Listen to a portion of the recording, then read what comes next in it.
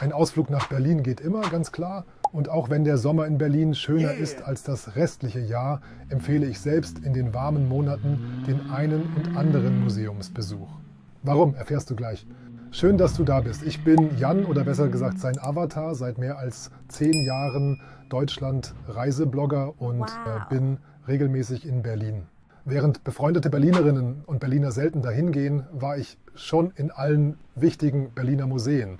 In diesem Video zeige ich dir 5 davon abseits der klassischen Museumsinsel und am Ende verrate ich meinen Favoriten.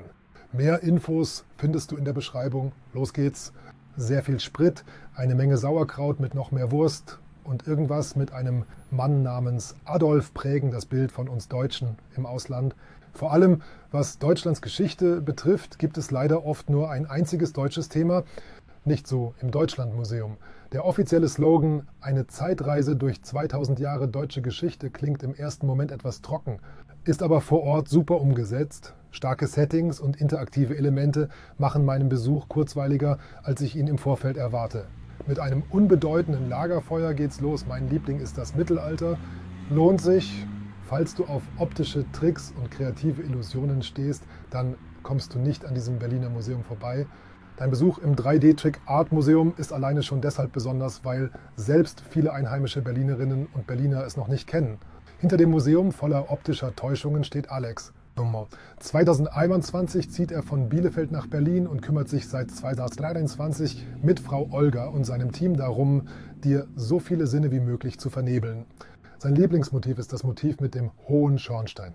Ich wage mich über die Dächer Berlins. Tipp, Stativ nicht vergessen, Deutschlands einziges seiner Art. Ich gebe zu, dass mein Besuch im Berliner Senfmuseum, und Senf steht hier für was anderes, zum Zeitpunkt dieses Videos schon eine Weile her ist. Die Location gibt's aber noch und das Thema bleibt ja auch gesellschaftlich immer irgendwie relevant. Schon am Eingang werden deine Sinne erwartungsgemäß erfüllt, vor allem dein Geruchssinn. Naja, lassen wir mal Gras über die Sache wachsen. Im Senfmuseum geht es vor allem auch um Senf als Textilstoff sowie Senf in der Kunst. Mit noch mehr Entspannung lande ich im hauseigenen Café Club Chill und trinke meinen ersten Senftee überhaupt. Ist das was für dich? Endlich mal wieder zocken, bis der Arzt kommt oder das Museum seine Türen schließt. Gut erreichbar, aber etwas weiter weg von der klassischen Museumsinsel ist das Berliner Computerspielemuseum. Auf dem Weg dahin erwarte ich einen massiven Flashback in die Kindheit, sehr viele nostalgische Erinnerungen und ich rechne mit steifen Fingern nach meinem Besuch. Spoiler, alles davon tritt ein. Vom guten alten Pong über alles von Nintendo bis Automaten in zig Varianten ist hier für alle was dabei. Super Ausflugsziel für alte, neue Zockerinnen und Zocker und solche, die es irgendwann mal werden wollen. Darf ich als Wessi alte Ossi-Dinge gut finden? Klaro, vor allem, weil ich diese beiden Begriffe nie verwende. Das Stasi-Museum ist eines meiner Lieblingsmuseen in Berlin, obwohl, oder vielleicht gerade deshalb, weil ich als sogenannter Wessi keinen persönlichen Bezug zu DDR, SED und Stasi habe. Die ehemaligen Diensträume von Erich Mielke und seiner Truppe üben auf mich völlig random eine Faszination aus. Vor allem was das Thema Spionage betrifft. Als ich das Museum verlasse, habe ich an jeder Ecke das Gefühl, überwacht zu werden und irgendwo verwandt zu sein. Falls du hier so gar kein James-Bond-Feeling entwickelst, ja, dann weiß ich auch nicht weiter. Super Ausflugsziel. Fazit, grundsätzlich möchte ich mit diesem Video kein Museumsinsel-Bashing betreiben. Überhaupt nicht, denn die Museen dort sind tipptopp.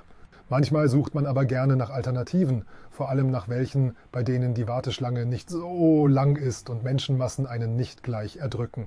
Das ist hier der Fall. Sie alle haben ihren ganz eigenen Ansatz und super unterschiedliche Themen. Lass dir gerne so 2 bis 3 Stunden Zeit pro Location. Lohnt sich, auch für Einheimische.